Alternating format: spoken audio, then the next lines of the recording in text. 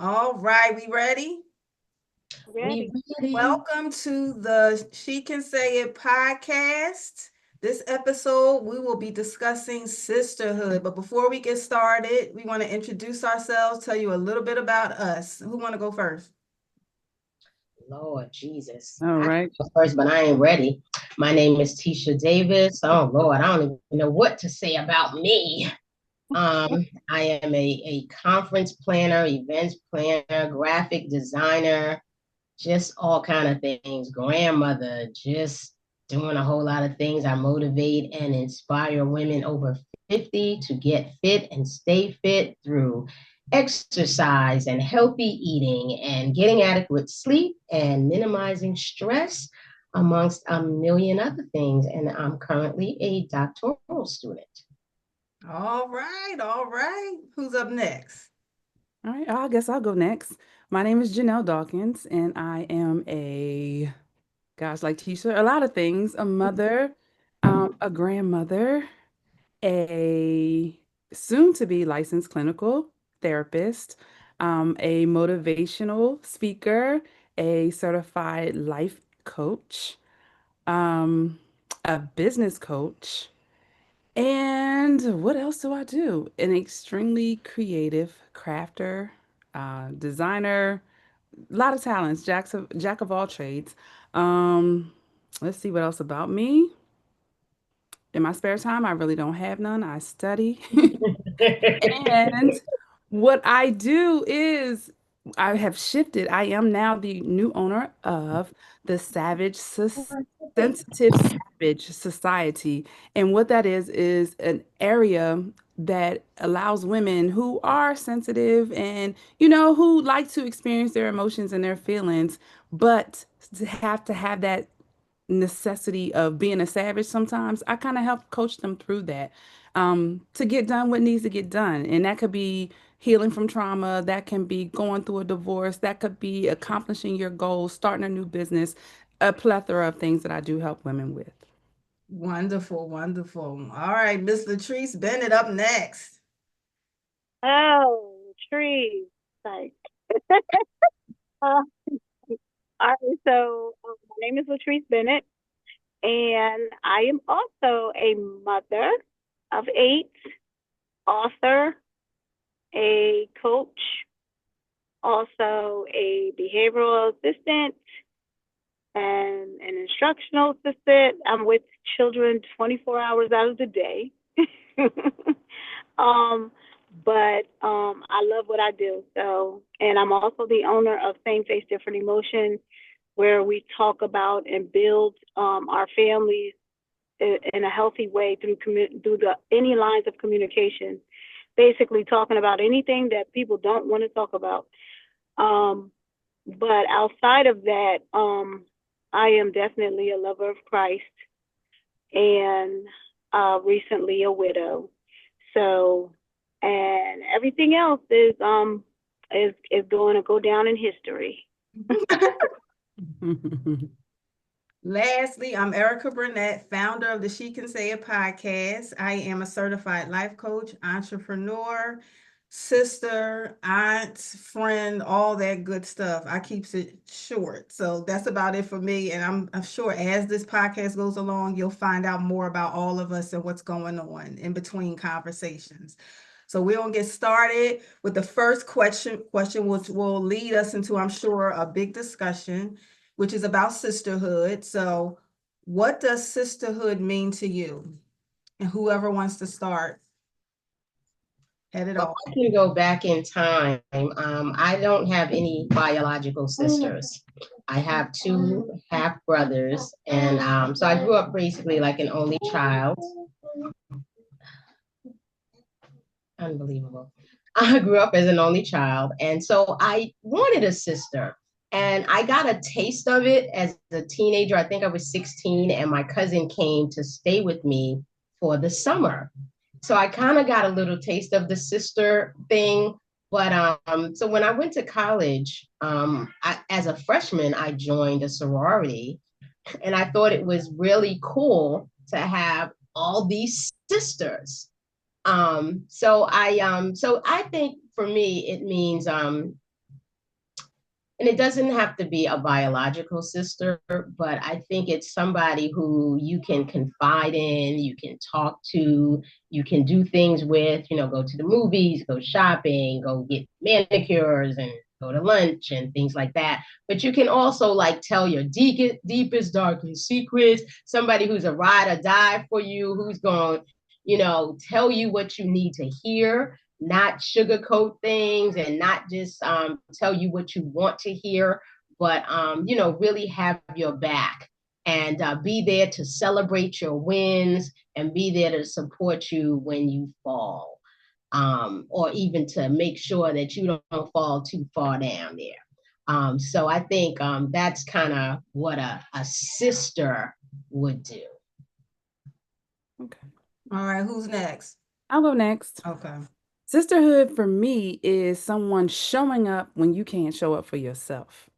It is, I've had moments in my life where I couldn't show up for myself and I needed my sisters to be like, all right, this is not who you are. They help you remember who you are. Like Tisha, I too joined a sorority as well. And in my deepest, darkest hours, my sisters were there for me. And I have biological sisters, but at times, my biological sisters may not have shown up when I couldn't show up for myself, or even when I could show up for myself, they may not have always shown up. So being able to have someone, like Tisha said, that, tells your secrets, doesn't ask questions, people that I consider my sister, if I got a problem, oh, that's all I need to say. I have a problem. And it's, what do you need? Do I need to, they're asking what the attire is. Do I need to dress in all black, or, do I need to bring my credit card? Which type of problem is this? So, that's what sisterhood is to me. Just basically being there for each other, communicating, holding each other down, ride or die, like Tisha says, just showing up. You're muted, Erica. Sorry, I forgot. I was on mute there. Go ahead, Latrice. Yeah, I thought you was going to talk first. All right, but yeah, for me, sisterhood is basically, well, I have sisters, so I have biological sisters. I have friends that are sisters, that I can really confide in, and I know, um, with certain friendships, not everyone you can confide, because not everyone knows how to handle certain situations, like, or some situations they might be kind of judgmental because they haven't been through some of the things that you've been through. So for me, sisterhood is just like you guys were saying, like showing up, but also sisterhood is knowing how to show up also with others. So, like, if I have friends that are friends to me, I need to know how to be a good friend as well. And that's important to me, because I didn't always know how to be a good friend, but I know how to be a good friend now because I didn't know how to be one. And the reality, I feel like with sisterhood is like being able to say, okay, you know what, I know who I can talk to, and I know who I can share information with. And that information, they'll give me loving advice. And not only that, but also, if I'm in the wrong, correct me. So I don't want to just have friends that be like, oh yeah, well, I'm down with everything you're talking about right now. I need someone that basically says, you know what, this is not the best choice. And I know that you've been probably going through something, but this probably ain't what's best right now. So I want someone to also be able to correct me. And I can say for myself that I have loving sisters who will do that. And also I have some loving friendships and sisterhood that will also do that. So I think that's, for me, that's what sisterhood looks like, that correction, but also that love, saying that, you know what, girl, I got your back, but you know what, this ain't it. You know what I mean? So that's what I think. You all made great points. I agree with every last one of you. I don't have any, well, I did have a sister. She passed away right before COVID hit, but we didn't have a relationship because I just met her when I was in my early 20s. And I tried to, get a relationship with her, and she just did not, she just wasn't receiving of it. It's not that I pushed her off or anything. I would check in every now and again and stuff like that just to see how she was doing, and I would make the effort, but she just didn't want to go there. And I didn't find out that she was passing away. She had bone marrow cancer until she contacted me one day and asked for money to help with her doctor's appointments. That's when I found out she was actually dying of bone marrow cancer. But that's the extent of the relationship. So I did not know what like sisterhood was like, because I had cousins I was close to, sort of, not really that sisterly bond. So I actually prayed on it and asked God and said, why don't I have any sisters? I don't have any friends that I'm close to and stuff like that. And one lady at work, a coworker, we've now been friends for about 20 something years, which is good. And we jumped from being co-workers almost directly into sisterhood, and that was natural. It wasn't like we sat up there and said, oh, we gonna be friends. It was a natural process. And when I look back, I was like, wow, that's interesting how it happened. We worked together, we became close. And see, she showed herself a sister early on at the job. I had a lot of stuff, a lot of negative stuff going on at the job that we worked with, but she was the one who took me aside and said, this is not how you handle it. This is how you handle it. You show that you're better than they are. You do not play their game. You stick to who they are, and because you're called to a different standard, you don't act like them. So that's why I said I agree with all of you. Somebody who is going to show you the way. They're going to correct you when you're wrong and point you in the right direction. To me, that's sisterhood. That's what I call sisterhood. So I agree with all you wholeheartedly. It's not just a one thing where someone's friendly. They actually care about your well-being, take the time to school you on some stuff, call you out when you're wrong, and leave it at that, whether you mad at them or not after they finish. Okay. They could care less. I'm gonna tell you what I gotta tell you, and I'm gonna leave it there. So you'll get over it, one of these days. But that's what I call a sister. That's what I call a sisterhood. Did anyone else want to So make your, comments? your coworker, did she take on more like a mentor role initially when she was trying to guide you in terms of how to react to certain situations there at the workplace? Now that I think about it, she sort of was.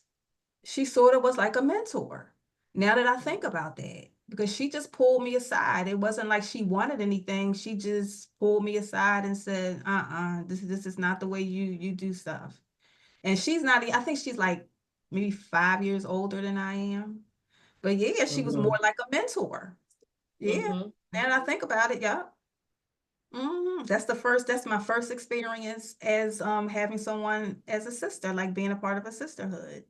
But I got another story for y'all, but we gonna move on first. But I got we gonna move on to the next question. I'm gonna share that with y'all here because I asked for a sisterhood, got one, and it wasn't what I thought. Mm. So yeah, yes. When you were talking about your sister, I thought you were gonna say she called to ask if you could see if you were a match for her. Oh, that's what you thought? No, she That's just what I wanted thought too. money She to wanted money. help out with like the doctor's appointments and stuff. And I hadn't You even heard had from to her tell in her a that she could while just keep and didn't on even know she walking. was sick. Yeah, I might have told her to keep on walking.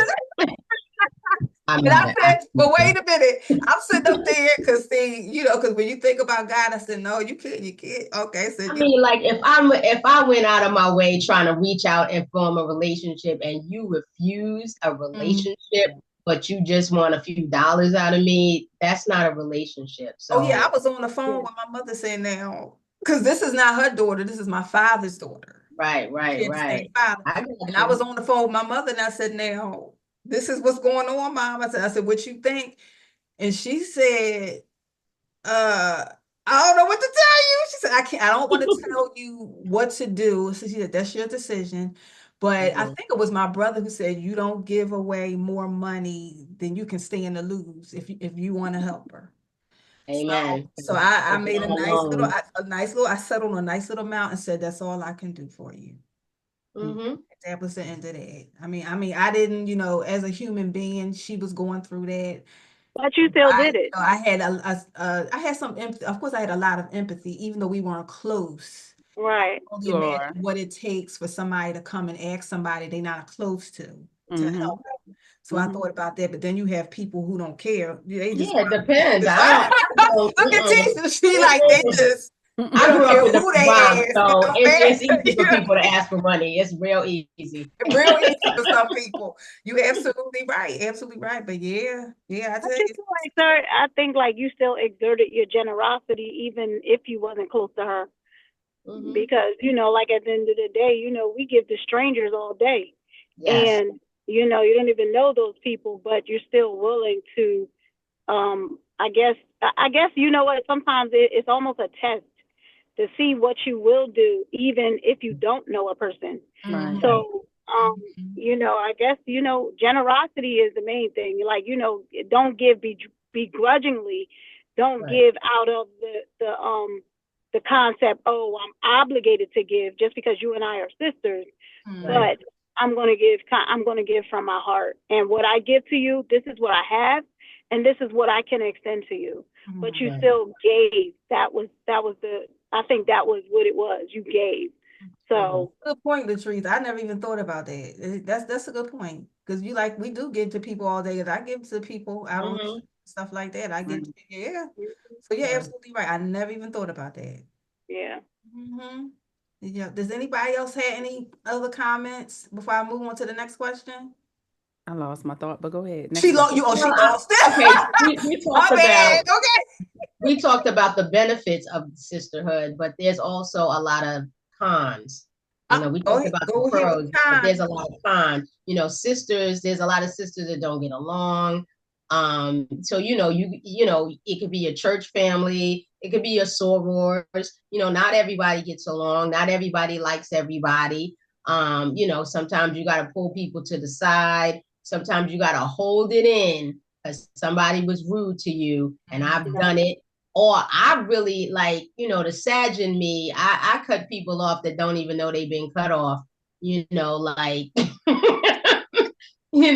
I might still be sitting next to you in the room because we ain't get up yet, but you kind of dead to me right now. Like I have cut a lot of people off because the disrespect, so I mean it's sisterhood, just like any other type of family, is not always gravy. It's not always a skip in the park. You got to learn to deal with personalities. And with women, I mean, I have to say, women got, there's a lot of issues. And I think that's one reason I think I always kept a distance, because women will drain you dry. And I would always say, thank God I'm not a man. Thank you, Jesus, that I don't have to deal with women.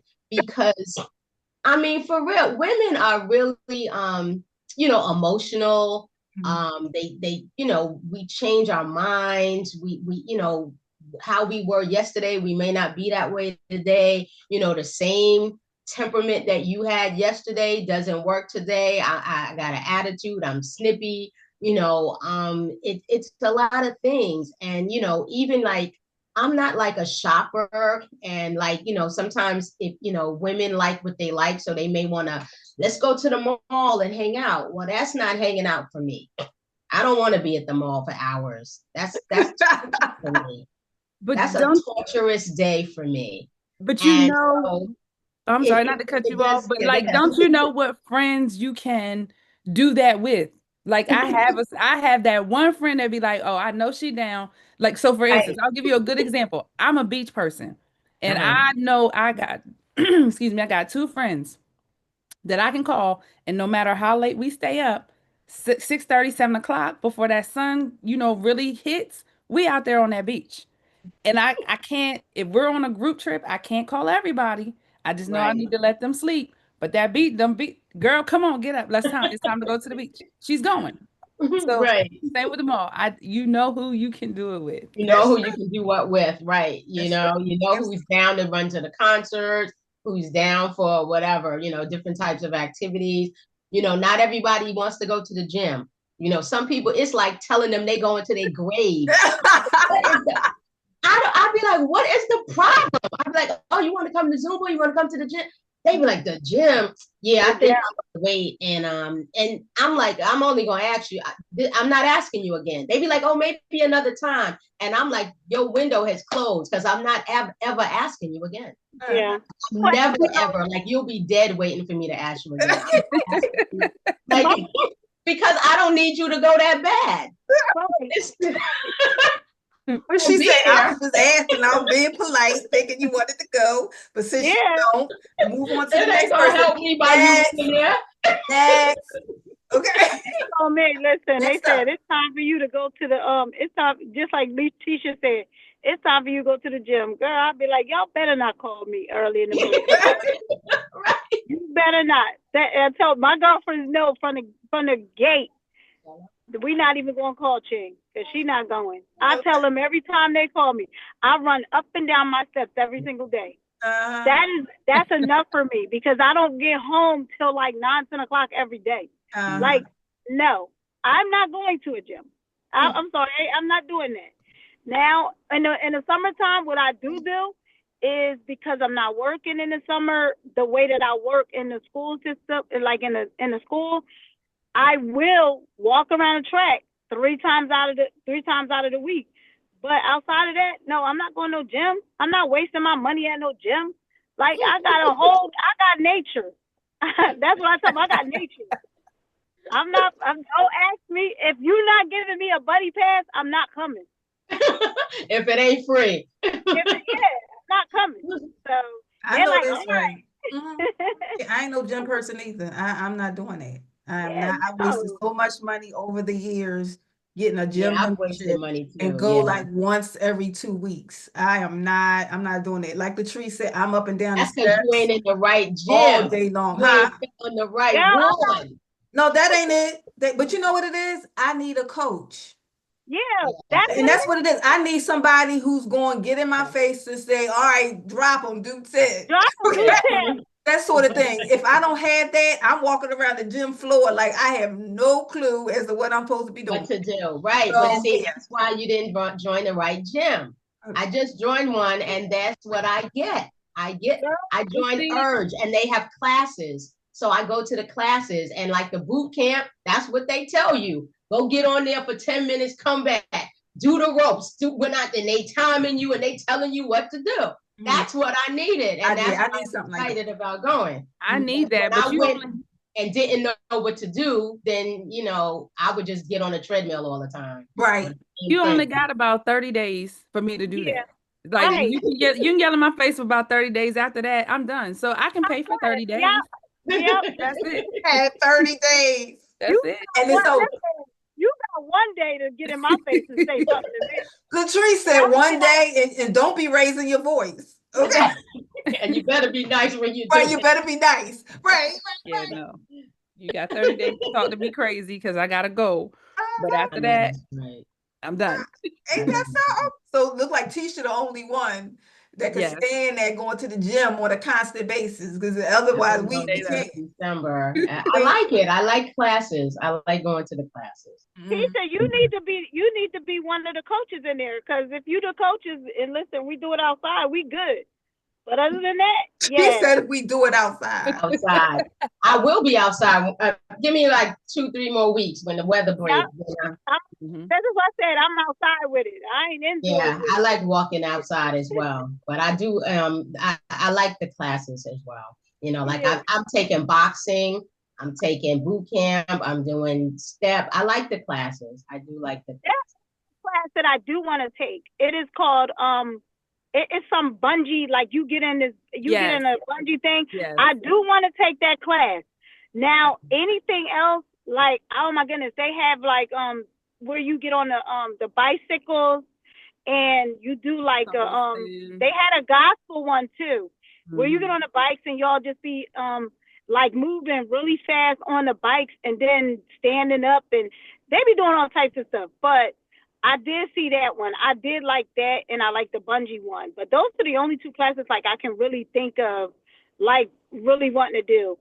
But when I do like I said, when I do the walking, I do walking because I can pace myself more with the walking, as opposed to like, yo, I tell you, my family, they be like, let's go, we gonna go jogging. No, who said I was jogging? I will walk first, like, and then we can start the jogging. Like, girl, I'll be ready. Listen, I tell people all the time, I got a body of like an 80-year-old. Well, I tell people I'm over She 40 said and I a ain't body running of nowhere. 80. Yeah, I'm She not did. a runner. He said like a body of an 80-year-old. Oh my gosh. That's the Like, first time I heard that. they doing better than me. Who, the 80-year-old? Yeah, them 80-year-olds doing better than me. Like I said, when I start, let me tell you something. I can walk. I can do that fast walking. But as soon as I start jogging, that's it. It's over for me. I'm like, yeah, no, this ain't working. Oh This my ain't God. working. I gotta really, really pace myself with with doing that. Cause girl, I almost passed out one time. I called myself jogging. I said, yeah, this ain't gonna work. Oh my goodness. Are there any other like cons for sisterhoods? I know Tisha brought up some points about cons about sisterhood. There any other cons that you got? Any other like situations that you've seen yourself in that weren't so good regarding sisterhood? Oh yeah, I definitely can speak on that. I am the youngest of eight, Oh, okay. so growing up, I felt like they hated my absolute guts because it's Oh, like, oh where did you wow. come from? Okay. And you taking away, the sister that's next to me, she was the baby for a long time. Mhm. So it's like you taking my shine, you stealing my shine. So, I didn't really realize until that sister has passed away, but I did not realize how much she loved me until it was in her death. Oh And wow. I mean, it was it hit me like a ton of bricks, like, oh my gosh, she really did love me. And, I've had issues with my siblings and sisters and where I didn't speak to them for 8 years. I kind of have I will say like death in a family, depending on how your family dynamics are, is one of the things that definitely causes turmoil and turbulence within a family and the sisterhood.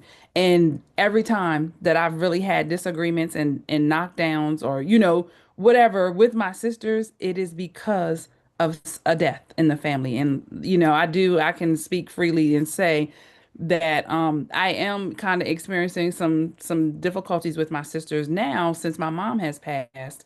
And I've always had that expectation. Like I had high expectations for a sisterhood relationship because I look at others and see like, gosh, I really want that. They're close, when their sister is there, they get advice from their sister. They learn a lot from their sister, and a lot of things for me, I had to go through an experience on my own. Mhm. And I wish I had a sister that was there to tell me, hey, this is not a good idea. This is a bad idea. Look out for this. Even, when it comes down to men, like I've navigated that terrain alone, and I wish that I just had somebody. So a lot of times now, how I pour into people is I carry a mindset of things that I wish people had told me. Mhm. So I definitely give, you know, I ask first, can I give you advice? I don't offer unsolicited advice, but definitely talking to them like a big sister on things that people never told me. I don't want you to, reinvent the wheel or have to go through a hard life when you don't have to, when somebody can give you the information. Growing up as a young girl, I always spent a lot of time with older people. Mhm. So I was with the aunties and the grandmothers in the kitchen. Like that's how I learned how to cook the way I did because I was always with the elderly, the senior seasoned members of the community learning things instead of outside playing and doing various things. I was learning how to clean fish and different things like that. So just being able to still impart that into people and be a sister to others and still transfer that knowledge because it meant a lot to me and I just felt like it fell short. And also like another stigma where I'm younger than my sisters, it's how do you tell your sister something and you're youngest. Like I always got hit with you the baby, you don't know what you're talking about, and that's it, that's all. And that's not necessarily the case. Sometimes you live different life experiences and you've literally been through the same thing that your sister might be going through and you trying to have a conversation, but because of our age gap, you ain't trying to hear it. So those are definitely, like some of the situations that I've experienced with my sisters Mhm. that, I wish could be different, but it is what it is. Mhm. They came from an era where they didn't value knowledge from younger people. Mhm. Kids had to be seen and not heard. Yes. But speak when you're spoken to, and nothing you had to say really had value. Yes. So that's just the era that they grew up in, and it really isn't anything personal. It's just you're that young, you're that age, and that's how they were raised. But of course, we know there's a lot of value in learning, and what we do in my chapter, which I really like, is they pair, like all Mm, the committees have co-chairs, two people, and they put a younger soror with an older soror. mhm. And I think that's really great because one, you're usually meeting this person, you've never worked with them before, probably didn't know them. And then, the youngins got that tech stuff down. Mhm. Mhm. Okay. So there's a lot of things, and they're smart. I mean, they're not dummies, So I think that, and then they learn from your wisdom, and so I think there's an exchange of information, but you have to be open. You can't be that closed-minded person, not wanting to work with the other person. So I think I love that we do that because it really has it's formed a lot of bonds, intergenerational bonds. And Mhm. so I think that's a good thing. But one of the things I was going to say is what Janelle said is about sisters when they argue or fight and stop speaking. Mhm. I've seen that happen in, other sisters, other siblings, and my granddaughters, both of them fight all the time. And because I don't want them to ever get to that point where they're not speaking, I try to sit them down. Their mom sits them down. My mother, like, we're telling them like that, y'all got. Mhm. This is it. Like, we're not going to be here forever. Mhm. Like Yep. I said, one day y'all might wind up being roommates. You might have to call her when your car stops working and you stranded somewhere and she got to come and get you. You might need a place to stay for the night or whatever. Y'all gotta do better. Y'all gotta stop all this fighting and stuff because I think kind of that maybe even be is how it starts. Maybe it starts at that age where you're just, constantly like, you got to fight for each other. It should be, instead of like they go to after school. And I know like one time, I think one said something about the other. And I was like, I was livid. I was like, the word should be, if you ever mess with her, you got to mess with me. Yes. Mhm. You Mhm. got to deal with both of us. I don't care. It's got to be a united front. I don't care how mad you are. Y'all could have had an argument that morning. But when you step out this house, y'all are one for all and all for one. You got to go. I cannot stand that. And I've seen it. I have cousins that were siblings who went years without speaking, like over a decade, like a long time, and not speaking now. And I can't stand it. That gets under my skin because I'm like, I don't care what the issue is. It's been a lot of issues. I don't care what it is because you don't get that time back That's Right. true. and you both lose out.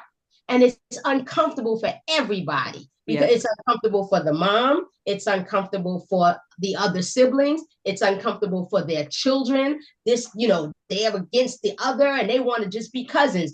Cousins are like, first cousins are like brothers and sisters. They want to just be, nobody wants to deal with your mess. Mhm. Right.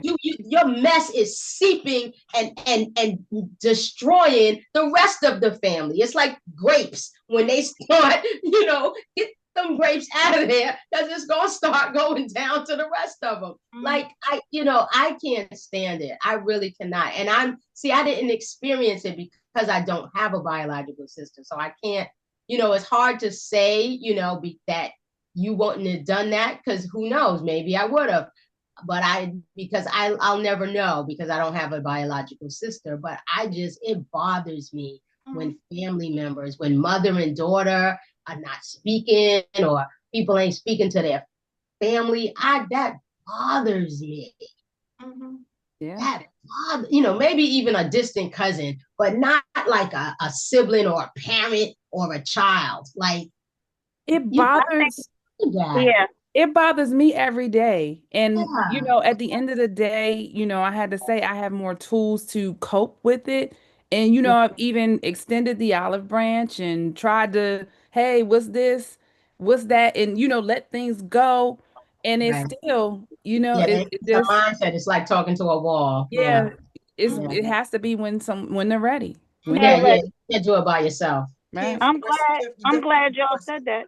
Go ahead, Erica, you want to say Oh, something? no, I was saying that's something you definitely can't force. You can't make people do anything Yeah, because make they people Uh, do do it. that. They're coming together and it's forced. That means it's fake. It's not genuine. They're not right. authentic about it. They're just doing it to make everybody else happy. And in the Right, background, they're saying, okay, yeah, bye. And by the time they leave, they going back and they ain't trying to hear from you again if they don't have to. You know what I mean? So right. you definitely want it to be authentic. You don't want it to be forced at all. Now I know with Janelle, like what Janelle was saying is that she got biological sisters. Now, see, I have the same. I have biological sisters, and coming up because I was a baby, we're all 8 years apart. So I'm 8 years from my brother. My sisters are 8 years from me, and I technically was the baby. Now, the only issue that I had growing up was that when I became an adult, they still looked at me as being a child. Mm. So they did not they did not respect me as being an adult. I had a whole family, like children of my own, husband, everything, and they still kind of treated me like I was a kid. And that led to us having really bad disagreements. That led to us having really bad situations. But at the end of the day, I really had to understand that I had to extend the olive branch. I had to have grace because their experience with my mother growing up was not my experience. Mm. So the experience that I had with my mother, it was like, my mother was a loving woman. Like I always would go give her hugs and kisses and things of that nature. And and they talked about like how they didn't receive those type of things, like with my grandparents, stuff like that. Um, I can say this. Yes, you may all come from the same exact household, but you were all not raised the same. You Mm. were. You did. Your mom didn't.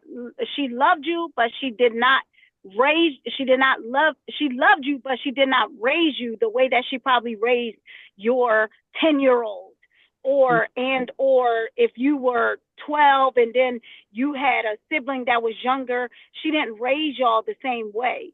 There were different things. The conversations were different because she had a little bit more experience under her belt, and that may have caused for patience with the youngest child and was impatient with the older ones. So I think that some of the siblings have felt some type of way when they were older, and they're like, "Wait a minute, you didn't deal with us like that." You understand what I'm saying? Mhm. So that could pose a bit of jealousy there, just like that can also pose a bit of animosity towards you because how the temperament of your mother and father was dealing with you being the baby, and then uh, them being the older children. So I mean, sometimes you deal with those situations, but at the end of the day, I feel like me, I was always this type of child. I was always this type of child that if there was some type of argument, some type of form of disagreement, I had to do one or two things: write a letter, slide it underneath your door, make sure I went to bed, make sure I had went to sleep with saying sorry because I could not rest at night. And one thing my grandmom had always taught us is that do not let the sun go down on your wrath. If they don't want to make peace with it, that's on them, but you make peace with it Yeah. so that you can rest well at night. And that's what I was taught. So it was like if I had any type of disagreements, it was never, me and my siblings are never not talking for months, years at a time. It was never that because I had to make some form of peace with it. I had to be like, look, maybe we didn't agree on what this was, but how can we make this, how can we do this different? You understand what I'm saying? But there has been times that I fought my siblings, and I never wanted any of that. You understand what I'm saying? Like, the one thing that I always remember, the one thing from my grandparents was like, you don't know when you want to need them. Don't ever, like, you two are not supposed to even, you want to fight somebody, go out there in the street and fight them. But not your brothers and sisters. So I was like really against all of that. So my thing is that I was willing to take a beat down just so that I didn't hurt one of my siblings. Do you understand what I'm saying? So there was situations, such as that. But I just feel like whatever the situation was, it had very little to do with me. Mm-hmm. It really didn't. It more so was what they were dealing with their own traumas, some of the things they experienced, that played over in their mind, and then some of the things that I experienced. And just like Janelle said, y'all could experience some of the similar things. It's just that how can I talk to you if you're not willing to hold that conversation with me? Mm-hmm. Like, I experienced trauma, but I was never willing to go and hold that conversation with them and say, hey, I've been through this. I couldn't hold that conversation until I became a grown woman. But if I was able to come and feel safe and secure with them, even though they were my sisters, if I was safe and secure, knowing that I can go hold that conversation with them because I knew that they loved me, because I felt the same way. I was like, they don't love me. They don't care about me. They hate that I'm here because I'm the baby. And I'm like, they look at me like, oh, I don't want you here. So now it's like, okay, I can't talk to them. I can't share what I'm going through with them. So now I have to find someone that I can confide in. And if and when you've been through something, you feel ashamed. So you don't want to actually confide in nobody. Mm-hmm. So you want to keep it to yourself. But what it does is it plays out in your livelihood every single day. So that's what happened in our situation. Like, a lot of things that I experienced played out in my livelihood. It played out in how I raised my kids. It played out in who I allowed my children to be around. It played out in whether or not I wanted my kids to be in certain places. And it played out in how I allowed them to go with their friends and kept them isolated from other people. So, that's why I was just like, I realize now, because it's a learning experience, I realize now that I'm able to, school my children a totally different way and help them have a better understanding that you and that person, your sibling can hold a conversation with one another.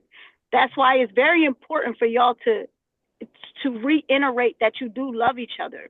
You should reiterate that. You should tell your sibling how wonderful they are. You should tell them, you know what, you're a blessing in my life. Things like that. Because at the end of the day, you not only do you teach them, and you two learn from one another that, you know what, I'm not perfect. We both gonna make mistakes, but guess what? You get it right quick, fast, in a hurry. Don't allow that thing to linger. And that's the one thing that I've taught my kids. I don't want no disagreements lingering. Because life will teach you something. And just like Janelle, you were saying, death brings about changes. Mm-hmm. Death brings about messiness, and it also brings light to dark places. Yes. Brings light to something that you didn't know was going on. Yes. So that's why it's always important. Like, now for me, it's important that my children understand it's not worth it. Mm-hmm. It's not worth sitting around arguing about it. Get it right immediately. How could you have done this situation differently? How could you have held a conversation about this? What is it that how you feel? Do you see how this makes your sister or your brother feel? Right. Like, these are the things that I'm talking to them now. But yeah, they got to experience life for themselves. Mm-hmm. You understand what I'm saying? And they got to know how to do it wrong so that they know how to do it right. Exactly. But because I did it wrong, and now I know how to do it right. The petty arguments that we used to have back in the day, there ain't nowhere in the world me and my siblings having those arguments. because now it's like, okay, I understand where you're coming from, but I don't agree with it. But that's okay, and I don't have to agree with you. Right. We can agree to disagree and go Yes. from there. But you know what? That's not going to take my love from. That's not going to stop me from loving you Right. Right. because I don't agree with you. You know. Right. So But you know, we grew up in a different time too. yeah. Like you said, we stay out of grown folks' conversation, and what happens in the house stays in the house. You don't talk about these things. That You part. be quiet. You know, Mm-hmm. we don't have, and a lot of our ancestors before us, they didn't have the tools. They were taught not to just be frigid, and you don't show your feelings. You don't wear your feelings on your sleeve and all sorts of stuff. They didn't have the tools to hold those kinds of conversations to reveal your feeling, because if you were found vulnerable, that means you was a punk and people was gonna get over on you. Right. They had to be tough, they had to be strong. They didn't have time to be soft and to be caring about their siblings and stuff like that. And a lot of folks, I just found out in my family, not all of my family members, like my aunts and stuff like that, they weren't even raised in the same home. I found that out like, yeah, like in my adult age. They didn't even grow up together. So can you imagine finding that out, and not finding that out, but them going through that their sibling is, one is over here, one is over here, one is over here. They're not even in the same household. They were separated. So I'm Mhm. sure that caused a lot of strain on their relationships. And they're very close now, but you don't know they carry all of that history and stuff like that with them. And like I said, Mhm. it's not a whole lot of holding meaningful conversations with one another, and I love you. It's not a lot of love you and caring and all that stuff going on, and all the emotions and stuff. That's just not their time. They didn't grow up that way. So of course, if they didn't grow up that way, they couldn't give it to us. Right. This is something we had to live and learn through ourselves, and get this from the people God gave us outside of the natural realm of family. We Mhm. have folks, because I had many people come and mentors and stuff, like my manager, when I first started working at the Wharton School. She took me under her wing and she brought me into her house, and she showed me how to do certain things. And the people in that office showed me how I should be treated a certain way, how I am to be carried, how, I'm valued and all this stuff. I learned that pretty much, not that my mother didn't do it. Mhm. I was raised in a single parent home. She did all she could. She gave me the strength and all that other here stuff, but not all of the emotion and everything like that. That stuff I got from people outside of my family. I didn't Mhm. get that inside my family. I got it outside. Now that we're getting older, we're more emotional now as we're getting older, because like you said, Janelle, death brings about some stuff. It can be messy, but it also draws you in closer, because you realize that time on this earth is short, and you don't know where, you don't know when somebody is leaving. So you don't get that message until you're older. Now, some young people get it at an early age because they've lost siblings and they've lost along their way. But Mhm. when you get older, wisdom starts to set in from the death and the sickness and all that stuff. And then the thing about it is, we got to pass that stuff on as soon as possible to all of our loved ones and friends, and say, y'all got to let this stuff go. Y'all got to stop holding grudges, because we're in the ages. I'm 53. We still got people my age who still hold on to stuff, and you like, come on, y'all, how long you gonna do this? You a half a century, you still holding on to stuff? Mm-hmm. That don't make no sense. Because all it does is fester and make you sick. And it Yeah. does. And people don't think it's Mhm. stress, and all that holding on to grudges will give you all kinds of cancer and heart attacks, strokes, and all of that stuff. It No, will that's The why it makes definitely. Body so Keeps sad. Score. I read a book that's called The Body Keeps Score. I can't think of the author's name right now. It's called The Body Keeps Score, and it talks Oh, about get out. I'm gonna read that. The body all keep. the ailments. Well, yeah, I'll look it up. But all Okay. the ailments that are, in your body, they show up when you're harboring things. And they also show up in certain areas. So, and that's a couple, you guys, Erica, you said a couple of things, and definitely studying to be a therapist definitely brought out some of the cultural things that we Mhm. face. Don't talk my house, don't tell nobody, no, our business. Like Mhm. those are things that I'm actually working through with people right now in the, in our age group. And it's getting them to come to therapy is the first step. And Mhm. then once they come, you got to get them to share. And a lot of times it can be, I have experienced a lot of people that have had like siblings and they may be the oldest sibling and the mother and father may have had some sort of substance use or substance abuse and they become the parent. So being, it creates resentment for their siblings, a resentment for their parents, and those are all things that they need to work through in order to become the healthiest version of their self and to even exhibit healthy sisterhood. It's a lot of things that you got to work through in order to get to that point, and it wasn't even their fault. Mhm.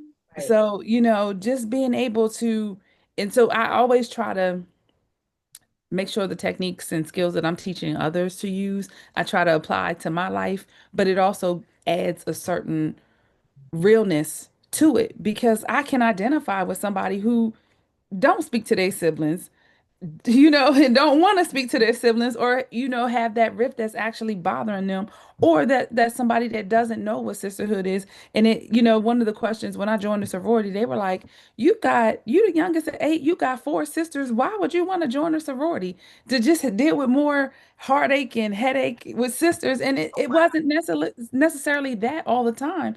Don't get me wrong, it's there, but you have, in that arena of sisterhood, I was able to get older sisters that things that I was going through, like going through a divorce.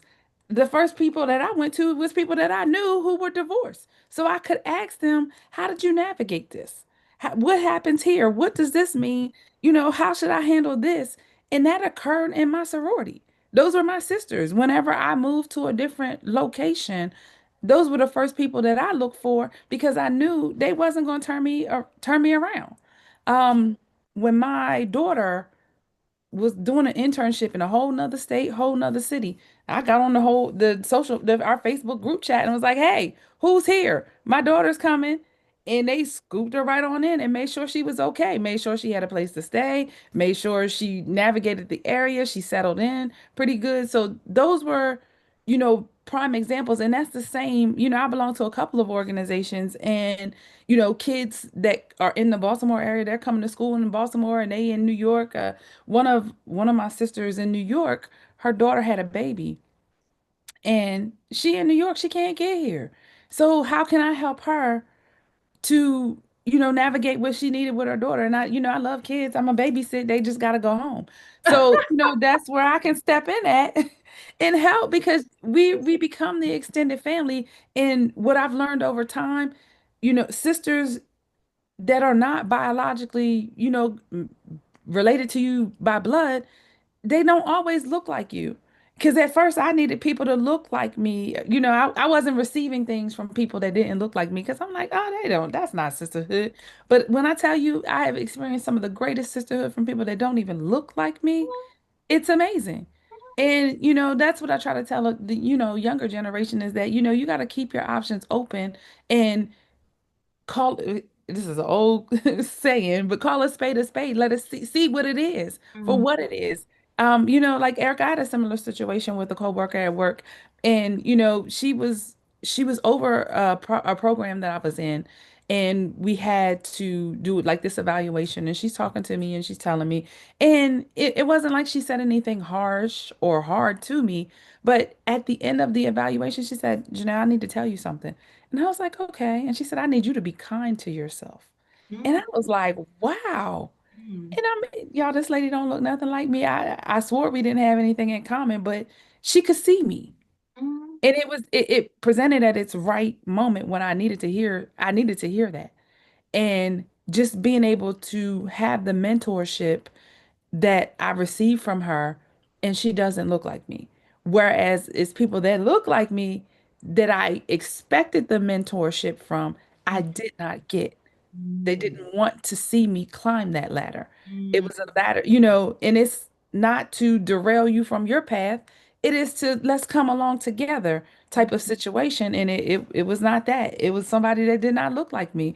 So, that's a key point that I definitely would like to put out there for people who are evaluating what sisterhood is and what that looks like and means to them, because it may not be with someone that looks like you, is blood related, or, very well could be. Mhm. But how do we navigate that though? How do we, because like I said, I joined the group a long time ago and it wasn't what I thought. It was just a whole lot of women and, not that they didn't have love for one another, but they just would talk behind each other's backs instead of giving, criticism in a loving way. If you thought your sister could have done something better or whatever, why not tell her? Why go behind the back and do that? And I couldn't understand that. And that's why I just slowly stopped coming and I just altogether just stopped participating at all because that's something. And at that time, I did not know how to articulate that to them because, sometimes we are, as women, are very sensitive and we want to jump at you like a cat and scratch your eyeballs out because you telling the truth. You know what I mean? You have to be very careful around us a lot of times. So I didn't know what to say, so I didn't say anything. And I think about it, I'm saying, did you, honor them, in the manner of just stepping back, or should you have said something? And I really should have said, but I just don't think I knew how to do it. Um, Mhm. that sort of thing, I'm funny about tolerating like stuff like that, meaning that tell your sister if y'all in this group together and you call yourself sisters and you're supposed to be bettering one another, tell her whether she likes it or not, whether you think she's going to take it well. Sit her to the side and when people are telling you something in love, you know that. You know when people don't mean you any harm. And you just gotta sit down. We gotta talk to one another. Don't send each other out here, just any kind of way. If we are acting wrong and you know you're wrong, your sister ain't doing something right, you know it, and you got the information and the tools, pull her aside and don't worry about she gonna be mad at you because she might. Some of them might be mad at you, but tell her anyway. Yeah. Tell in love and just say, she might be, I don't know why you, and just say, you know what, just know I love you. I'm gonna leave you by yourself and let you think about what I said. Yeah. We could talk later, but we gotta stop leaving one another out here just Yes. hanging, and we got the tools and don't share those tools, because what's gonna happen is if we don't share one another, that sister gonna take the information she got without us giving her the tools, and she gonna take that attitude and she gonna take it and give it to somebody else. Hmm. And you're just gonna have a circle of nonsense that keeps going around, a whole cycle. They'll just keep going around. And now that's more people out here who don't have the tools necessary, and they just don't know. And they just live in ignorance because nobody taught them the right information. Nobody's telling them anything. So That's the we gotta do better. And I just sit there and think about it, and I said, you should have just voiced your opinion, whether you knew better or not. But I didn't at that time, so I gotta live with that. But if I was to run into him again, I would say this is why I left. I You would. know, that's a question that's asked because I've done a lot. I deal a lot in both of the organizations I'm in is in membership, and I'm very vocal because I feel like attracts like, but then you also people watch you before they want to join anything. So Mm-hmm. what are you displaying out there? You Mm-hmm. gotta make sure that you are displaying. Like I went to an event not too long ago, and they were kind of congregated together, but it was an event that you were sponsoring. So if you're sponsoring an event, you need to spread out and mingle with the people that's in there. That's an excellent recruitment opportunity for you to get out there and mingle and talk and let people really know who you are. Because today you look like you just a bunch of women that, an educated gang type Like, of thing, yeah, congregated together and snobbish, like, oh, you got to have elitism to be in here. And that's not what we necessarily stand for. Be open. Let people see you. Let people in. Invite them to events and things like that. And it is, I definitely try to live by if I see something, I'm gonna say something. And if you mad, it's been many of chapter meetings I've been in that I've said things and people been livid with me. But at the end of the day, they like, you know what? Dang, she had a point. let me spin this. Let's try it this way or what have you. And at the end of the day, you might have came off a little rude or what have you, but all is forgiven. I know you might not have said you're sorry or whatever. All is forgiven. We sisters, let's move forward and let's do it. Um, and I've also said I'm not going to see if I see your shoe is untied. I'm going to tell you your shoe is untied. I'm not going to talk about, look at her with her shoe untied over there. But Right. and that also goes both ways. So, matter of fact, last night I was out to dinner with some friends I was outside for CIAA. We had dinner and there was these two women. When I say body bad, body was tea. They looked amazing. That they had everybody looking like they looked amazing in that moment, telling them sisters that they looked amazing. Like those are things that you should do when you see it. When you see something, you say it, not just the negative, but the positive too. And I feel like Yes. we got to get more comfortable doing that because Mhm. it's hard. It's hard for people, women, to accept compliments, but it's Mhm. also hard for them to give it too. And Mhm. that's part of sisterhood. Telling her when not only when her shoe is untied, but girl, them shoes is bad. They look good. You don't know what you might have done for that sister when you're saying or you're giving that compliment. So, Mhm. being able to have that ability to do that as well is great. Mhm. Yeah, Our yeah, I do that. insecurities. Go ahead. At the gym, there was these young girls, and the hair, she had like Shaka Khan hair. And I walked Uh, all the way over to the treadmill. I said, I walked all the way over here to say, come through hair. You better do, the locks are locking, girl. You better wear that hair. And she laughed. I was like, I walked all the way over there to tell her hair was popping. You better work that hair, girl. And I love seeing women with their natural hair and their natural beauty. I love it. And at the gym, it's hard. It's hard. Hair and gym is hard. So, that you can do that. I definitely, I think that's kind of how I resonate with the younger people, younger women. If they have on a nice outfit or whatever, I usually make a comment. And I know at work, a lot of people comment about what I have on because I'm bold as I don't know what. I'll be wearing them colors, I'll be wearing that stuff. And they be like, they was like, that dress. They was like, Batish, you always, I'll wear the stuff nobody else will wear, the shoes, the boots. I just do it, my personality, and it is what it is. But so yeah, I think that's true that we should give accolades to women as well. I don't know. It depends on who the woman is. If I will, like I'll say, your tag is sticking out or your slip is hanging. I'll say things like that, but it depends on who it is. It depends on the type of personality and the type of vibe I'm getting. I don't always say everything. Like, I won't tell them there was a better way you could have said that in the meeting, or I hate to say, like, I don't argue with people anymore. And I will only I will only take the time to do it if I really care about you. If I ain't never gonna see you again, if you somebody at work that you're rude and I don't care. Fall out there. I don't care. I don't care. I'm not gonna, you've been rude, you've been, abrasive, you've been disrespectful, you ain't, when you can help, you don't help, then you gonna drown. Because I'm not gonna waste my time. Because I could spend my time doing something else that I feel is worth my time. I could invest in somebody who is friendly or somebody who's more receptive. I don't have to, time is valuable. It is. And I'm stingy with my time, especially now when I'm writing and stuff. I'm very, very stingy with my time. And I'm not going to waste it on everybody. Everybody don't deserve my time. True. Everybody doesn't have to know my experiences, what I've been through. You ain't got to know none of it. And you don't have to know. You're going to have to, you're going to have to figure that out.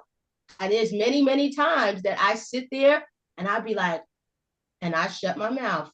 I ain't saying nothing. Go drown. because when you had an opportunity to be nice, you chose not to. So you out there. Mm-hmm. And I move on, and it's probably not a good thing, but that's the truth. It's our insecurities. We have got to get these insecurities in check. And that's exactly what it is. Why would you not want your sister to exceed? It's because it's your own insecurity, your perception of what you believe is going on with more than not. You don't know what you talk about. Okay, the perception you have is wrong.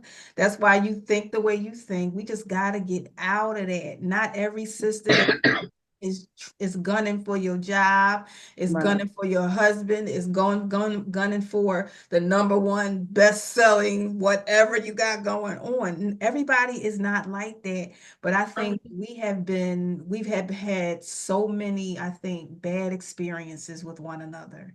Yes. And they've never been resolved. And that's probably Yes. what it is. They've never been resolved. So we walk away from these situations believing that our sister harmed us and she did this to us and that to us. And we could be completely wrong. And And you know what? You gotta watch how you treat people. Like they say, watch them on your way up, because you're gonna see the same people on your way down. Because there was, I can tell you, there's 2 different people. But one person, I remember when I was looking for a job, and I asked her if she knew of anything, and I knew she was in a position that she could have helped me. She was in a very high position at her job, and she told me to go online. Go online. Okay. But then a couple years later, she lost that job. Ooh. And we were on a call, and everybody was like, if anybody knows of anything, we got to help her get a job. I was like, good luck. Good luck. Because I'm not going to go out there and try to help you, because you didn't, when you had an opportunity to help me, you told me to go online, and you was in a position, and I can't tell you how many people I've helped. And I wasn't in that type of position. I wasn't the VP or whatever, but lots of people came to me, and I used to take them resumes into my job. And one girl, I didn't even like her. Wow. There was a girl one time in my church. We used to argue all the time when we were little. And she came to me because, she lost her job. And honey, you got to be humble when you got to be humble. And she didn't even come to me. She sent her best friend over to me because she was embarrassed, because she knew me and her don't get along. So she asked me, she was like, Tish, I know you've been hooking people up at your job and this and that. And so can you help her? And I looked at her and I was like, give me the resume. And then when we left, I think she called me up the block and she was like, thank you. And I went in the next day and I was like, you know what? And I told them, I said, I never worked with her before, but I know her. She needs a job. And they interviewed her and they hired her. And she stayed, I think, a year. But that girl almost thanked me almost every single day. And I'd be like, you better stop all of this now. But she was really grateful because it was, she was a single mom. We need what we need. And I don't mind helping people, but I'm going to tell you, when you nasty to me, I don't always turn over that leaf. I'm sorry. Not to interrupt, Janelle. I'll help y'all. I'll help people that's respectful. But if you've been nasty, like straight up, like look at her face. Not to interrupt, Janelle's got to jump off, and I think like 4 minutes now. Yeah. Okay. Yeah, we can gotta go. So Janelle's not gonna leave us hanging. So we all go. Janelle this is a sisterhood thing. So when one go, for right now. All right. Yeah. Well, do you got any last remarks or quick questions? Any last remarks? Anybody got anything last to say? Well, yeah, actually, I have a remark to make, because this audience doesn't know how we came together, and I consider us a little sisterhood. Yeah. And so this was the biz. What was we? The biz besties. We the biz sisters. We the biz sisters. Biz sisters. So we, we've been rocking for a couple of years, and we haven't been together in a little minute. So we getting ready to hang out, summer or spring this year. We're gonna round us up again. But I think this has been really a great sisterhood here. You know, we talk about a whole bunch of different things, and we help each other, give each other resources. We've been there, you know, we've all had situations we've gone through, prayed for each other together. And I think, you know, this is a great example of a sisterhood, you know, where we don't judge each other. We have a lot of similarities, but then we're very different in some instances, and we're very unique, and we live in different places, but you know, we don't get to physically see each other often. But I think this is a very great, a good sisterhood, a good bond that we have, and a good, you know, diversity in terms of even age, and even you know, our background, where we're from physically, our geographies, our industries where we work, what we do. You know, we're all a little different, but we, you know, there's something that keeps us together. I think it's the entrepreneurship was our commonality. Yeah. But then, you know, it kept us going. You know, we didn't, you know, we didn't break up after we did the venture and be like, oh, this ain't working, or we ain't helping each other. You know, for whatever reason, you know, we like to hang out with each other, and I enjoy the time that we spend together. Wonderful. I agree. I agree. I agree. I agree. I agree. Anybody else have anything to say before we jump off of here?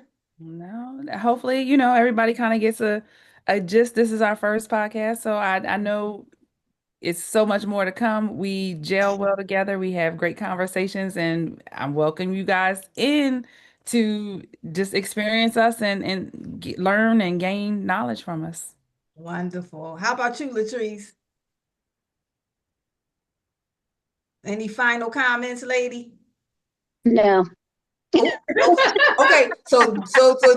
So y'all got the real. See, this group is very real. She said no. That means that's the end No. of that. She ain't got nothing to say.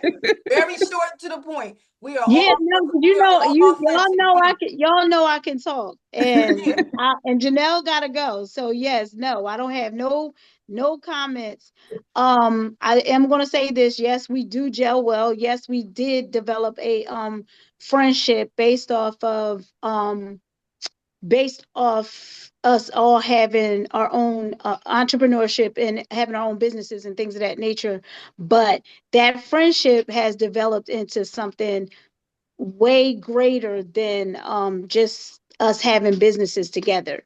So we actually being able that we're able to hold conversations with one another. We're not only going to learn from this podcast, but we're also going to learn from how we navigate difficult situations, because everybody's not going to agree with us, and that's okay. And your friends are not always going to be in agreement with you, and some of them maybe, you know, like I've learned, that you're going to lose some. You might lose some friends, and that's okay too. Yeah. But like I said, life is going to teach us something, each and every last one of us. And how we deal with offenses and just how we deal with things in general is where the knowledge of Christ comes in, and how we actually handle people going forward. So, but I think that's it. That's it for me. Okay, you said a mouthful. All right, everybody, we're signing off. If you have any questions after viewing this video, any comments, you can drop them below on YouTube. That's where it'll be. And I'll be posting on social media. And I'm trying to get my sisters over here to give me their pictures and stuff, but ain't nobody sent me jack. I'm just trying to tell you where we It's at, coming. It's y'all. coming. Okay. No, it's So but we coming. gonna sign off. So we gonna talk a real bit about these pictures they gotta get me. Okay.